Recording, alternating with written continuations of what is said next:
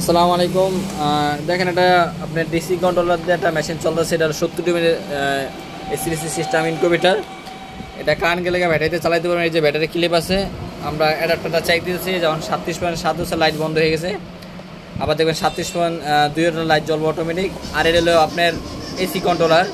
এই যে এটা কারেন্টে পারবেন চালাইতে, যখন কারেন্ট না থাকবে তখন আপনি যে আপনার ব্যাটারিতে পারবেন চালাইতে। এরকম একটা 12 ভোল্টের ব্যাটারি হলে পারবেন চালাইতে এগুলো মেশিন। দেখেন 37.2 হলে অটোমেটিক লাইটটা জ্বলবো। এটা আমাদের মেশিনের ভিতরে লুকটা দেখে আমাদের। আর আমাদের লোকেশন হলো নড়িয়া শরীদপুর। এই যে ফোন নাম্বার সরাসরি আপনারা যোগাযোগ করে মেশিনটা নিতে পারবেন। আমরা এই মেশিনটা কুরিয়ার মাধ্যমে সারা বাংলাদেশে দিয়ে থাকি। এই যে দেখেন 37.2 হচ্ছে অটোমেটিক লাইটটা জ্বলে হচ্ছে। এটা আপনার ডিসি লাইট, আর এটা হলো এসি লাইট।